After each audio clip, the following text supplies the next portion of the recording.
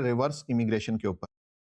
बहुत सारे लोग कनाडा आना तो चाहते हैं, लेकिन बहुत सारे लोग यहाँ से वापस भी जाना, उसकी बहुत सारी रीजंस हैं और उसमें नंबर वन रीजन वेदर भी हो सकता है, जिसमें आपको लोनलीनेस फील होती है, आपकी मेंटल हेल्थ जो है वो मुतासर होती है, specially in your first year.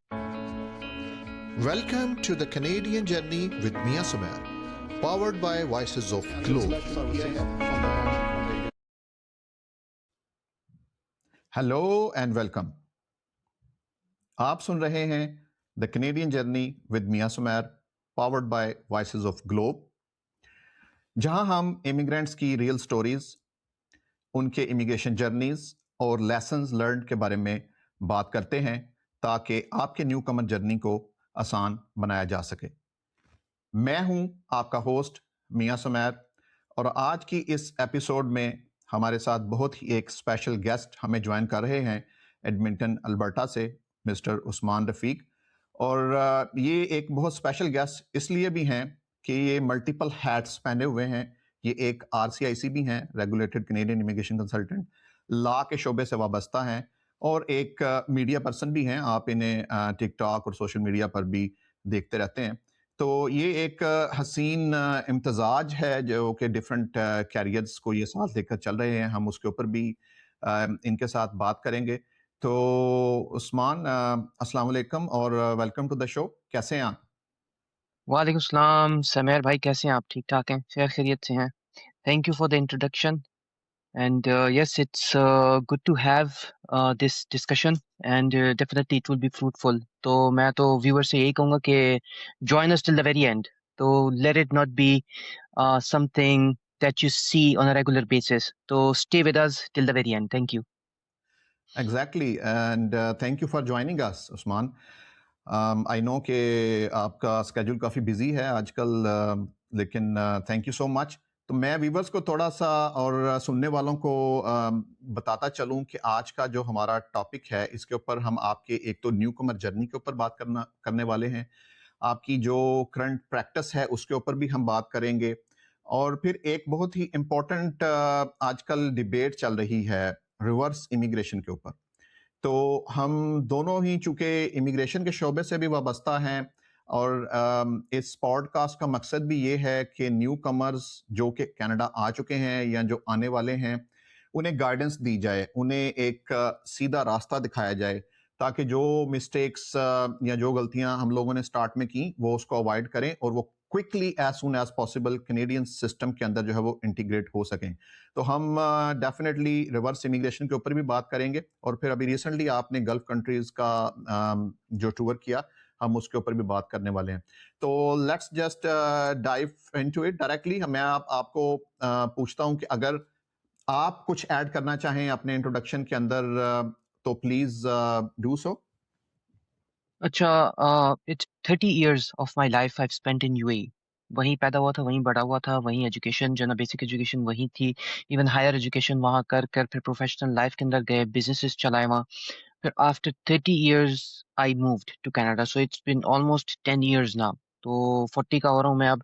Do the math, 30 years over there, 10 over here. तो इसके अंदर it's been a great journey and as of now I am practising immigration, क्योंकि जब हम लोग जहाँ आए थे तो immigration was a core part of how we actually did the whole move.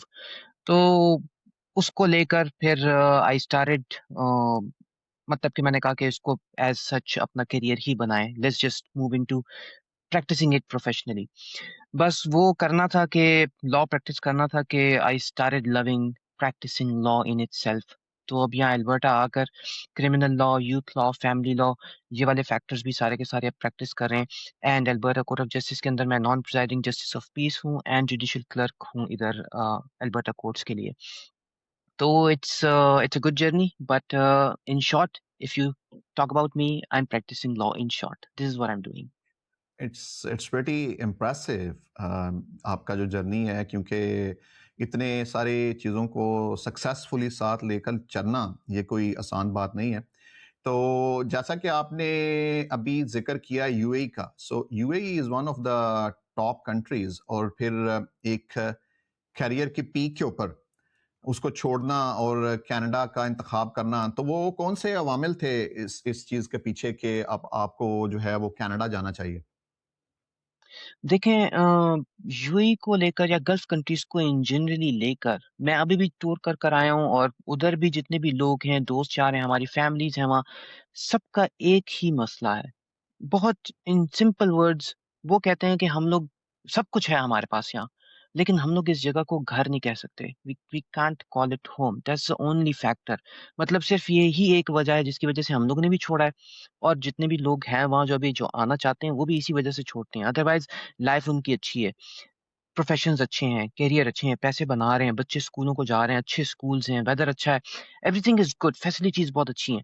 But at the end of the day it's all temporary. वो टेम्परेरीनेस जो है that worries people a lot क्योंकि माय पेरेंट्स आई मीन वो तो 1968 1970s के अंदर जो है ना मूव हुए थे UAE and we spent almost all our lives over there and then still हम लोगों की वही कंडीशन थी कि everything was temporary.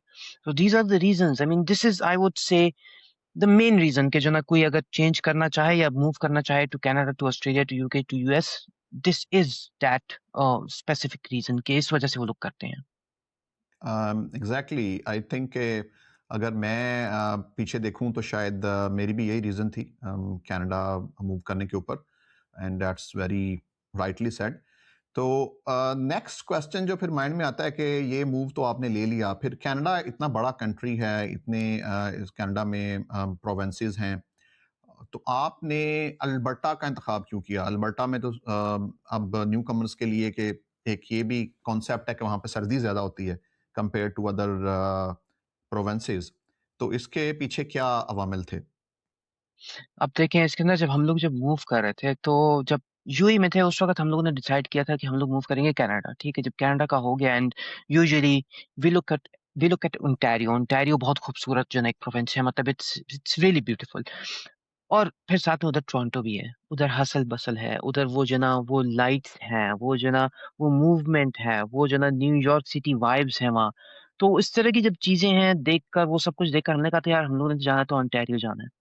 Weather wise ठीक है, आई वुड से कि वो सेकंड नंबर के ऊपर है वो प्रोविंस। बीसी सबसे अच्छा है वेदर वाइज़, ओंटारियो फिर सेकंड नंबर पर आता है। फिर लेकिन वो एक ट्रैवल हब भी है। हम लोग ये भी सोचते थे कि यार ट्रैवल करेंगे तो सीधा डायरेक्ट टोरंटो से फ्लाइट्स हुआ करेंगी एंड बैक एंड फोर्थ दुनिया देख सकते हैं, ईज़िली देख सकते हैं और वो चीज़ें हैं, that that is a reality.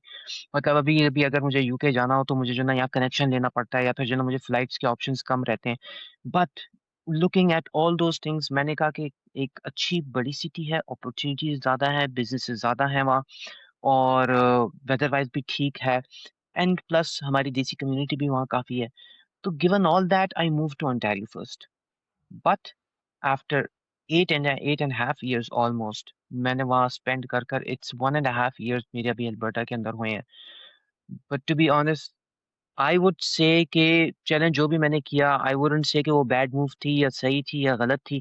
But right now I would say कि अल्बर्टा की move is one of the best things that I have done with my self and for my family. And वो भी अगर मैं इधर लोगों से जब डिस्कशन करता हूँ, उनसे भी मैं ये पूछता हूँ क्योंकि यहाँ बहुत लोग हैं जो 5-5 10-10 साल से बैठे हैं। वो लोग जो चीज़ें कहते हैं and that makes perfect sense. Profession के अंदर अगर आप लोगों को अपने प्रोफ़ेशन के अंदर अगर आप लोगों को जॉब चाहिए, गवर्नमेंट्स की जॉब चाहिए और अगर इस तरह की आप लोगों ने मतलब कि अगर आपने करियर को प्रॉपर तरीके का आगे लेके जाना है in your own field of work, choose Alberta, choose Manitoba, choose Saskatchewan. ये वाले जो प्रोविंसेस हैं इधर अपॉर्च्युनिटीज़ इस तरीके की हैं कि इतनी खराब मार्केट के अंदर भी you can line up 2 to 3 offers. Ontario में आप ये नहीं कर सकते काम।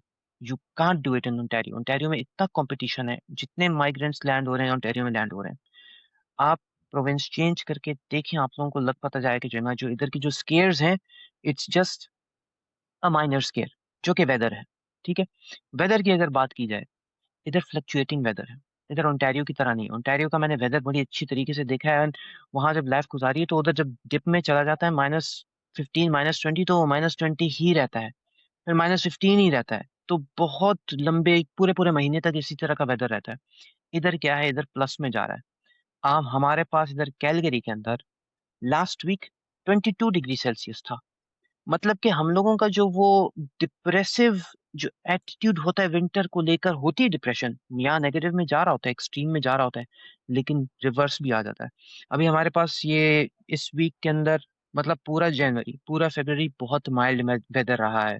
स्नो वगैरह नहीं थी। अभी लास्ट वीक स्नो पड़ी है, स्नो पड़ेगी, ठीक है, स्नोफॉल होगी, एक्सट्रीम टेम्परेचर होगा, लेकिन क्या होगा? अभी नेक्स्ट वीक प्लस में जा रहा है फिर, +6 में जा रहा है। तो हम लोगों का वो जो डिप्रेशन होता है ना, वो वापस से जो है ना रीसेट हो जाता है। तो हम लोग कहते हैं यार इट डज़न्ट मैटर। अल्बर्टा अगर with all this opportunity I would stay in Alberta. अगर यही यू वेदर आर था तो मैं बोलता हूँ कि बेकार का जो है ना खौफ है हमें, बहुत अच्छा स प्रोविंस है।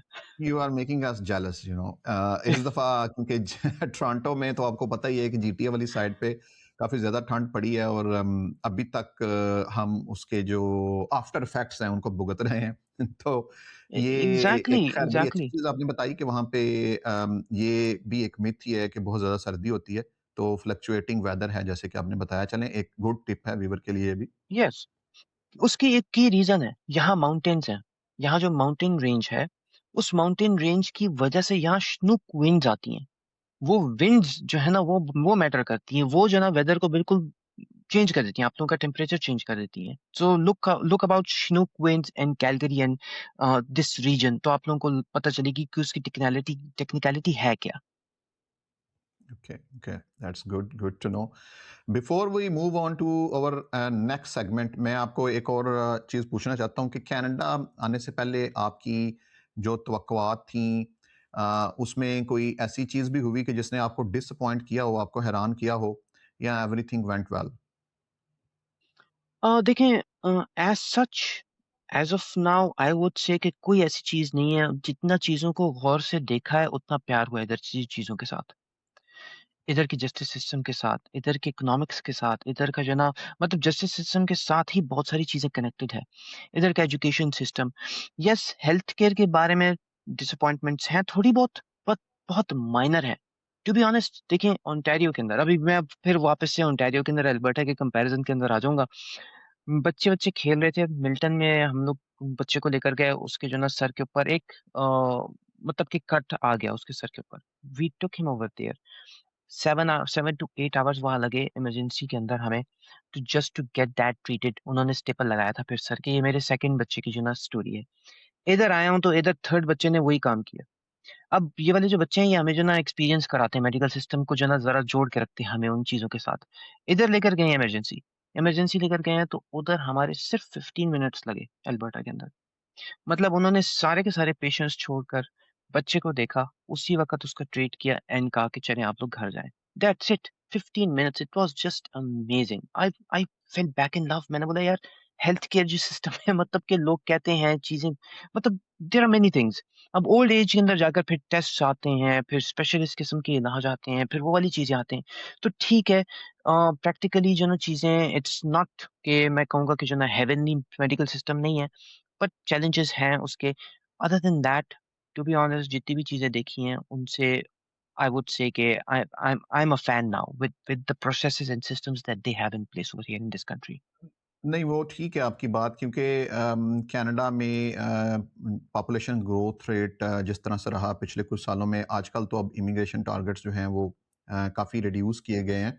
लेकिन ये एक फ़र्क है, अगर आप जीटीए को कंपेयर करें स्पेशली अल्बर्टा के साथ और दूसरी जगहों के साथ, क्योंकि हाफ ऑफ द कनाडा जो है वो तो जीटीए में ही है ना। जो भी जितने भी लोग हैं, अब ये एक ट्रेंड चला हुआ था कि आपने जीटीए में जाना है और वहाँ पे सेटल होना और लैंड करना है, जो कि मैं कहता हूँ एक नेचुरल भी है, क्योंकि ह्यूमन आपको पता साइकोलॉजी भी है, लोग वहाँ पर ज़्यादा जाना चाहते हैं जहाँ पे उन्हें अपने जैसे अपनी ज़ुबान बोलने वाले लोग नज़र आएँ, तो विच वाज़ अ नेचुरल ट्रेंड। लेकिन जैसा कि आपने कहा कि कनाडा डाइवर्स कंट्री है और अपॉर्चुनिटीज़ आर एवरीवेयर। ऐसा नहीं कि सिर्फ जीटीए में ही अपॉर्चुनिटीज़ हैं, अपॉर्चुनिटीज़ दूसरे सिटीज़ में भी हैं और हमें वो एक्सप्लोर भी करने चाहिए। तो अब हम चलें नेक्स्ट, बात करते हैं आपके सेटलमेंट जर्नी के ऊपर। तो जब आप कनाडा फाइनली आ गए, कनाडा मूव हो गए, तो पहले 90 डेज़ जो थे, उसमें कौन से बड़े चैलेंजेस का आपको सामना था? और आज अगर आप न्यू कमर्स को कोई एडवाइस दें उसके ऊपर कि वो किस तरह से प्लान कर सकते हैं और ओवरकम कर सकते हैं उन चीज़ों के ऊपर? देखिए एज़ सच अगर कोई कहे कि अब अगर हम लोग चैलेंजेस डिस्कस करते हैं न्यू कमर्स के लिए, आजकल तो वो चैलेंजेस कम हो गए हैं। मतलब कि लोगों को ज़्यादा अवेयरनेस है यूट्यूब को लेकर, मीडिया को लेकर। बहुत सारे ऐसे चैनल्स हैं।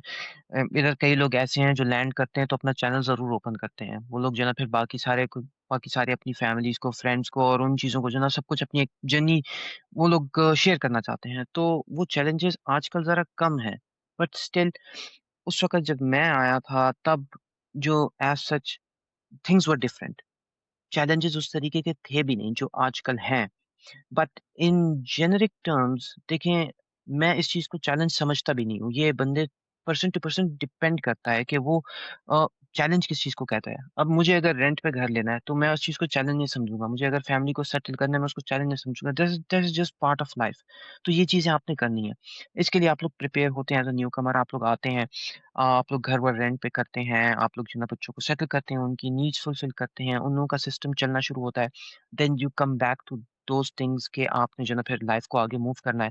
फिर आपको करियर्स जो है ना अपने देखते हैं, आपने जो है ना जॉब सर्च करनी होती है, गाड़ी लेनी होती है, इस तरह की चीज़ें आप लोगों ने करनी होती हैं फिर। तो मैं सिर्फ़ एज़ सच अ, जो बाकी सारी चीज़ें हैं, घर-वर ढूँढना, बच्चों को सेटल करना, इन चीज़ों को मैं बहुत नॉमिनल सी एक चीज़ समझता हूँ, that goes on with any immigration journey. मतलब अभी भी मैं अगर वापस से यूएई जाऊँगा या वापस से कहीं भी किसी भी कंट्री जाऊँगा, तो it would be the same thing.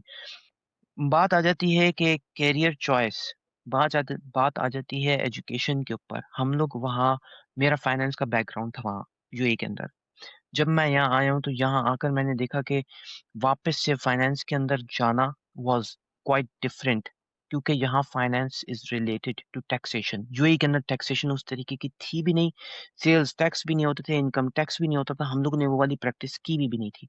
बहुत स्पेशलिस्ट किस्म का मेरा जो है ना वो था, काम था। तो now that became a challenge for me कि मैं अब क्या करूँ? तो मुझे जो है ना एक्सप्लोर करते-करते न्यू चीज़ों को और उन उस डायनामिक में जब मैं गया हूँ, तब मुझे पता चला कि यार ये वाली ज़रा चीज़ मेरे लिए बहुत टफ हो रही है, मुझे क्या करना चाहिए? Then straight away I went for anything that would make me money.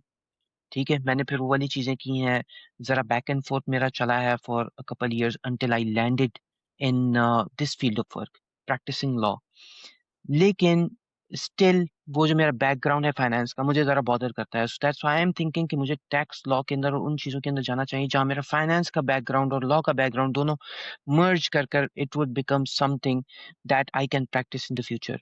मतलब टैक्स लॉ इधर बहुत बड़ी चीज़ है, इतनी बड़ी चीज़ है कि इधर फेडरल कोर्ट्स हैं, टैक्स कोर्ट्स हैं।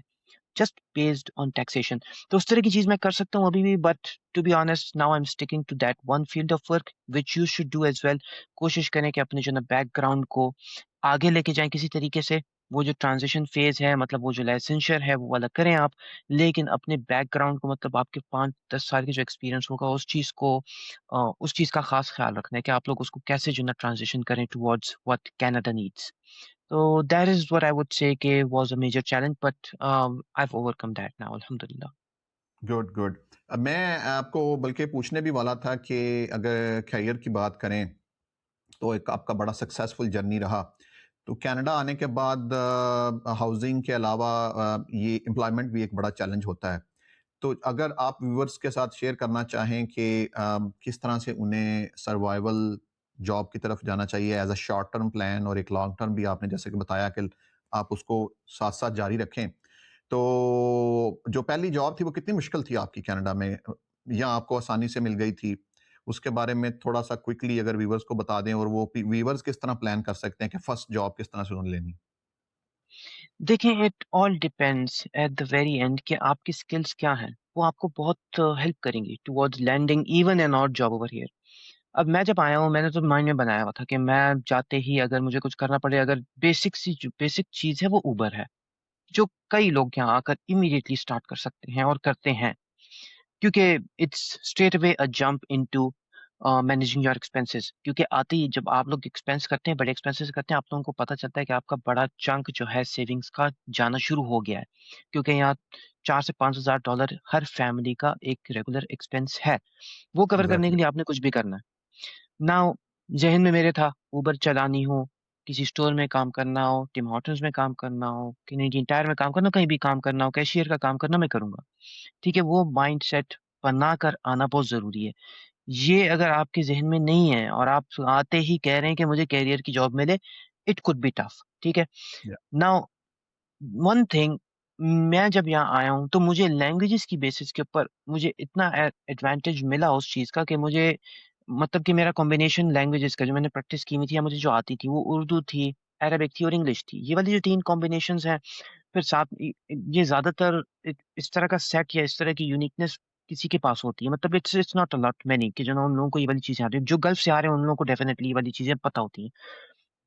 अब बेस्ड ऑन दैट मुझे एयर कनाडा के अंदर जॉब मिली based on language, only language in itself. वो लोग दुबई की फ्लाइट्स वगैरह स्टार्ट कर रहे थे, तो एट दैट पॉइंट उन्होंने कहा कि हम लोगों की फ्लाइट्स की जो रिक्वायरमेंट्स हैं, लोगों के साथ कस्टमर की जो डीलिंग्स हैं, आई गॉट लकी। तो एट दैट पॉइंट उन लोगों को ज़रूरत थी मेरे लैंग्वेज स्किल्स की and I had that part, तो मुझे वो जॉब मिल गई थी। तो I started working with Air Canada immediately as a customer service agent.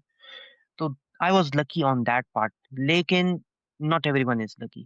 तो उन लोगों को कुछ भी एग्जैक्टली करना हो, अगर कनाडा आ रहे हैं, माइंड बनाकर आएँ। कुछ भी करना हो, करें, शुरू करें and then everything will fall in its place slow and steady. Exactly क्योंकि जब आप कश्तियां जला कर आते हैं तो फिर आपको रेडी रहना पड़ता है किसी भी काम के लिए। और जब आपकी इमिग्रेशन हो जाती है तो that is one part of the story, one part of the journey. फिर वहाँ से आफ्टर लैंडिंग एक नई दुनिया स्टार्ट होती है, एक नया जर्नी स्टार्ट होता है। तो उसके लिए आपको रेडी रहना पड़ता है और अपने आप को वेल इक्विप अगर कर लें आप मेंटली तो ज़्यादा अच्छा है। तो चलें इसके ऊपर हम किसी वक्त एक ये एक लंबा टॉपिक है, एक और यस। सिटिंग रखेंगे जिसमें हम short term plan, long term plan और जॉब्स ऑप्शंस जो हैं कनाडा में, और बड़ा इंटरेस्टिंग भी है, तो इसके ऊपर बात करेंगे। तो अपने नेक्स्ट हम सेगमेंट की तरफ चलते हैं जिसमें हम बात करेंगे आपकी करंट लॉ प्रैक्टिस और इमिग्रेशन प्रैक्टिस के ऊपर। तो उसमें जो सबसे पहला क्वेश्चन माइंड में आता है कि क्योंकि मैं भी वाबस्ता हूँ इसी फील्ड के साथ, सेक्टर के साथ, कि आजकल इमिग्रेशन काफ़ी टाइट हो चुकी है, सख्त हो गई है। सुनने में भी आता है और क्लाइंट्स भी पूछते हैं कि क्या-क्या ऑप्शंस हैं। तो आप इसके ऊपर थोड़ी रोशनी डालें कि क्या वाक़ई कैनेडियन इमिग्रेशन जो है वो बहुत स्ट्रिक्ट हो गई है और आना मुश्किल है? और अगर मुश्किल भी है, तो फिर भी कौन-कौन सी ऑप्शंस ओपन अभी भी हैं लोगों के लिए? अ, देखिए समीर भाई, इसका थोड़ा-सा मैं आपके साथ शेयर करता हूँ कि मैं कैनेडियन इमिग्रेशन को और बल्कि जो मेरे एरा के अंदर आए हैं, आप भी आए हैं उन दिनों के अंदर जब उस वक़्त आप लोगों ने भी बड़ी गहरे तरीके से इमिग्रेशन को स्टडी किया है, देखा है कि कनाडा की ज़रूरतें क्या हैं, कौन से प्रोग्राम्स ओपन थे। तो ये वाली सारी ये जो बेसिक रिसर्च होती है, हम लोग किया करते थे, ठीक है? Back in the days too. उस वक़्त जब मैं देखता था इमिग्रेशन को और इसकी हिस्ट्री को देखा करता था, तो इधर भी वेव्स के अंदर चली है इमिग्रेशन। कभी तेज़ हुई है, कभी स्लो हुई है और एक नॉर्मल जो इधर जो चला है, वो स्लो ही चली है। मतलब immigration as such open door policy नहीं रही है और कोई भी कंट्री ओपन डोर पॉलिसी रख भी नहीं सकती। That does not make any sense for any country. तो इन लोगों ने इन द लास्ट 10 इयर्स ठीक है, बहुत अच्छे जो है इमिग्रेशन बहुत फास्ट चलाया है। Now if we look at these 10 years in terms of that हम लोग कहेंगे कि यार अभी इमिग्रेशन बहुत सख्त हो गई है। लेकिन ये सख्त नहीं हुई है, ये बैक टू नॉर्मल डेज़ है, back to what it used to be. अब 150 इयर्स तो इसको एक्जिस्टेंस के अंदर हो गए हैं कनाडा को। नाउ बेस्ड ऑन दैट अगर आप किसी इमिग्रेशन को स्टडी करें तो अ, ये उसके साथ अगर कंपेयर करें तो ये एक नॉर्मल लेवल है। इसके अंदर अब इन लोगों ने जो चेंजेस की हैं वो यही की हैं कि हम लोगों को जिस फील्ड ऑफ वर्क के अंदर या जिस ऑक्यूपेशन की ज़रूरत है, हम लोगों ने सिर्फ़ उसी को जो है ना बुलाना है और उसी को हम लोगों ने प्रमोट करना है और उसी में लोग आ रहे हैं। अभी भी लोग आ रहे हैं, कैटेगरीज़ हो गई हैं, येस, उसके अंदर पहले जो है ना ये काफ़ी ओपन सिस्टम था, but it's becoming challenging for those people who think कि ओपन डोर पॉलिसी तो मतलब हम लोगों ने सिर्फ़ चंद एक चीज़ें करनी है, आईएलटीएस करना है, इक्विवेलेंसी करनी है और हम लोग की इमिग्रेशन हो जाएगी। नहीं, अब ऐसा नहीं है। अब आप लोगों को वो एडिशनल चीज़ें करनी पड़ेंगी। आप लोगों को कैनेडियन एजुकेशन करनी पड़ेगी, आपको कैनेडियन वर्क एक्सपीरियंस करना पड़ेगा, या आपको फ्रेंच सीखनी पड़ेगी, या आप हेल्थ केयर में हो, या आप ट्रेड्समैन हो। इस तरह की अगर आपके पास स्किल्स हों, आप उन फील्ड्स ऑफ वर्क में हो, तब जाकर आपकी इमिग्रेशन हो रही है। But it's a normal, sustainable immigration system that they have right now. This is what I would say right. it. या तो इसमें फिर कौन सी विंडोज़ ओपन हैं अभी भी? जैसे कि अगर हम एंटरप्रेन्योरशिप की बात करें, या उससे रिलेटेड दूसरी इमिग्रेशन स्ट्रीम्स की बात करें तो कौन-सी चीज़ें अभी ओपन हैं और व्यूअर्स या सुनने वाले जो हैं, जो प्लान कर रहे हैं, वो उसको किस तरह से लेके चल सकते हैं? सिमिर भाई इसके अंदर देखें आपने that's good you are picking on entrepreneurship. Entrepreneurship का इनके बहुत सारे प्रोग्राम्स हैं। एंटरप्रेन्योर प्रोग्राम्स कई सारे हैं, लेकिन वो ज़्यादातर लोग उन चीज़ों को देखते नहीं हैं। जिनके अच्छे बिज़नेसेस वहाँ बैक होम चल रहे हैं, वो कहते हैं कि हमारे बिज़नेसेस वैसे ही अच्छे चल रहे हैं, हमें और कहीं किसी और कंट्री को देखने की ज़रूरत नहीं है। बट लेकिन उसके अंदर भी बहुत सारी ऐसी जो ना अभी टूर कर आया हूँ, तो बहुत सारे ऐसे लोग हैं जो इवन अच्छे बिज़नेसेस हो के भी कह रहे हैं कि हमने यहाँ ये वाले सारे बिज़नेसेस रैप अप करने हैं और हम लोगों ने मूव ऑन करना है। अब कनाडा की जो एक खास इमिग्रेशन की जो स्ट्रीम है या जो सेगमेंट है वो एंटरप्रेन्योर है, जो वाइड ओपन है। इसमें कोई कैप नहीं है, इसमें उस तरह की रिस्ट्रिक्शंस नहीं है, इसमें आपको आईएलटीएस का एग्ज़ाम नहीं देना, इंग्लिश लैंग्वेज का कोई एग्ज़ाम नहीं देना, इसमें आप लोगों की एज नहीं देखी जाती, इसमें उस तरह की रिस्ट्रिक्टिव चीज़ें नहीं देखी जाती। अब as compared to business immigration, अगर आप स्किल्ड इमिग्रेशन को देखें जो उसमें सबसे एक बहुत ही डेडलॉक किस्म की जो चीज़ है और बहुत रिस्ट्रिक्टिव चीज़ है वो आपकी एज है। जैसे ही आपकी एज बढ़ती है आपकी जो ना आपकी इमिग्रेशन बिकम्स वेरी डिमिंग, मतलब कि वो बहुत रिस्ट्रिक्टिव हो जाती है, चैलेंजिंग हो जाती है। अब बिज़नेस इमिग्रेशन में वो वाला फैक्टर है ही नहीं। तो why not explore those things. जो इमिग्रेशन करना चाहता है, एंटरप्रेन्योर इमिग्रेशन की तरफ देखना चाहता है, वो C11 देखे, इमीडिएट सॉल्यूशन है। 3 से 4 महीने के अंदर हम लोगों को अप्रूवल्स मिल रहे हैं, ठीक है? अगर आप लोग कहते हो कि नहीं हम लोगों को परमानेंट रेज़िडेंट प्रोग्राम के अंदर आना है, तो आप लोग अल्बर्टा के रूरल एंटरप्रेन्योर स्ट्रीम को देखो, BC के रीजनल पायलट स्ट्रीम को देखो, फार्मिंग के एंटरप्रेन्योर प्रोग्राम्स को देखो, अमेजिंग प्रोग्राम्स, ब्रिलियंट प्रोग्राम्स, बहुत अच्छे प्रोग्राम्स हैं लेकिन नो वन टचेस इट। वो कोई उसको गौर से देखता भी नहीं, उसके अंदर ट्राई भी नहीं करता। और that is something that I am practicing. अच्छा चल रहा है और आई होप कि ये चलता रहे। मार्क कार्नी का एरा है, मैं कहता हूँ कि बिज़नेस को प्रमोट कर रहा है, वो भी घूम फिर रहा है, बिज़नेसेस लेकर आ रहा है। ये बिज़नेस रिलेशंस मतलब और बिज़नेसेस के अंदर जाना it's a different world in itself. तो आई वुड से जो बिज़नेस में आ सकता है, वो बिज़नेस में ही आए, स्किल्ड को एक साइड के ऊपर रख दे, अगर आ सकता है। तो yes, this is what I am doing and And this is what I am and practicing. it's a great opportunity also for those who are wishing to come to Canada. Exactly. तो मैं एक चीज़ मेरे mind में आ रही है क्योंकि अभी हम डिस्कस कर रहे थे हेल्थ केयर वेट हुँ, टाइम्स जैसे आपने अल्बर्टा की भी एग्जांपल दी और हमने जीटीए को भी डिस्कस किया तो ये क्यों है ये मेरे माइंड में आ गया कि ये भी व्यूवर्स के साथ और सुनने वालों के साथ ये शेयर किया जाए इसकी रीज़न ये है कि कनाडा में हेल्थ केयर वर्कर्स जो हैं डॉक्टर्स हैं पैरामेडिकल स्टाफ है उसकी शॉर्टेजेस हैं क्योंकि कनाडा के अपने रूल्स एंड रेगुलेशंस हैं कि जब कोई यहाँ पे डॉक्टर नर्स या कोई भी जो स्किल्ड वर्कर या प्रोफेशनल आता है जिसके लिए लाइसेंस चाहिए तो एक लंबा प्रोसेस है तो उसकी वजह से काफ़ी ज़्यादा वो वेट टाइम्स हैं हॉस्पिटल्स के अंदर भी और मेडिकल क्लिनिक्स के अंदर भी तो कीपिंग इन व्यू अब कैनेडियन नई जो गवर्नमेंट है मार्क कार्नी की उन्होंने एक नया प्रोग्राम निकाला है हेल्थ केयर स्ट्रीम के अंदर जो कि डेडिकेटेड टू अल्बर्टा भी है Alberta health care dedicated program के जिसमें आपको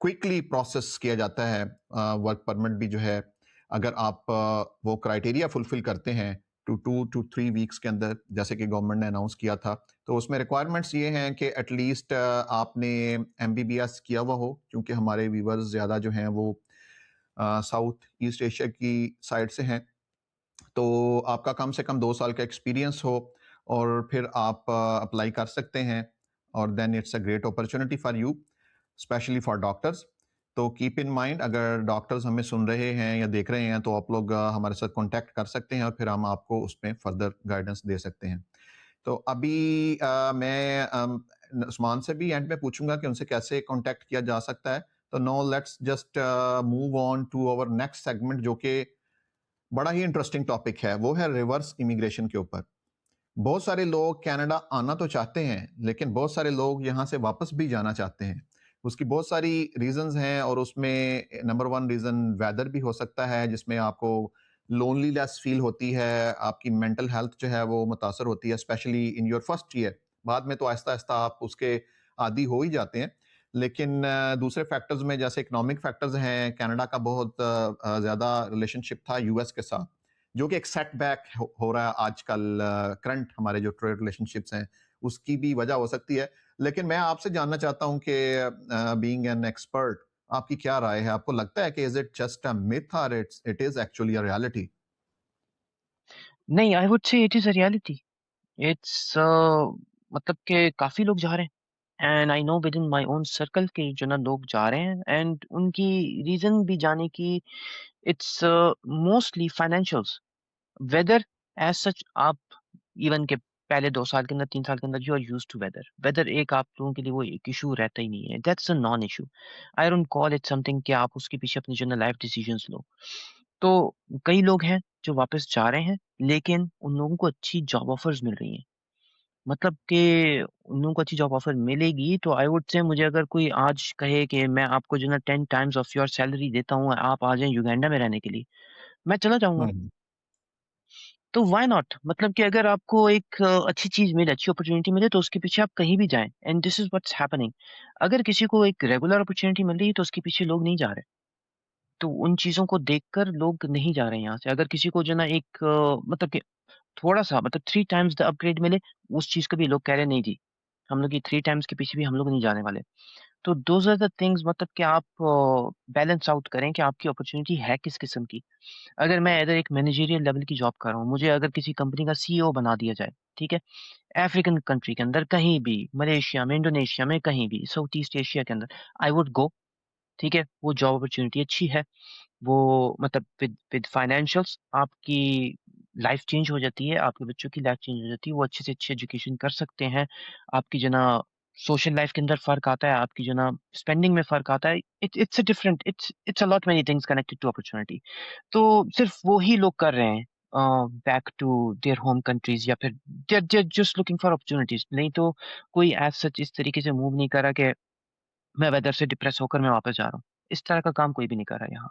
सो इट ऑल डिपेंड्स कि अपॉर्च्युनिटी क्या है बैक होम एंड रीज़न क्या है आपकी जाने की। और आपकी प्रायोरिटीज़ क्या हैं? आपकी प्रायोरिटीज़ क्या हैं? फैमिली लाइफ़ आपकी प्रायोरिटी है या एक अच्छा पैकेज आपकी प्रायोरिटी है? बिल्कुल।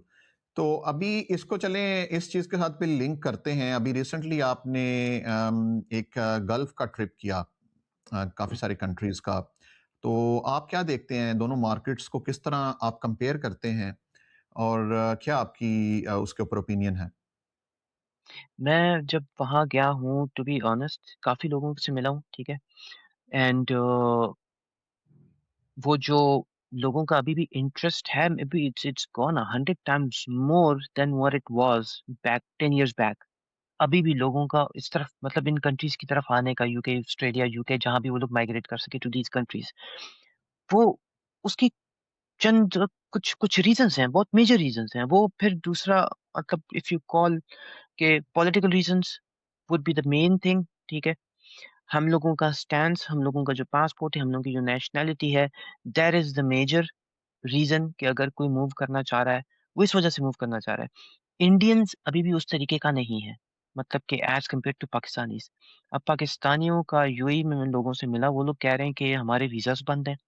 आप नई कंपनीज़ के ऊपर वीज़ाज़ नहीं दे सक रहे वो लोग अपने फैमिली मेंबर्स को नहीं दे सक रहे, किसी को कोई सपोर्ट स्टाफ नहीं मँगा सक रहे।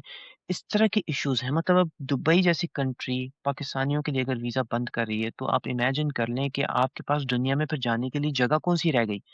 दुबई, गल्फ कंट्रीज़ ये हम लोगों का सबसे पहली जो वो कंट्री होती थी, तो वो गल्फ रीजन ही होता है वहाँ पाकिस्तानियों का जाने का। तो exactly. That's the primary reason अब वही वीज़ाज़ बंद हो जाएँ, तो आप फिर कहाँ जाएँगे? पाकिस्तान में हालात उस तरीके के नहीं हैं। पॉलिटिकल इश्यूज़ इतने सारे हैं कि लोग कह रहे हैं कि हम लोग निकलें वहाँ से। तो that's the reason.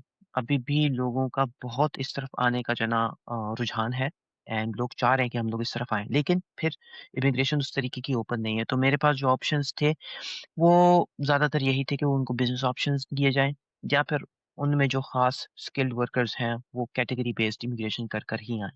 Those are the limited options that we had to offer them.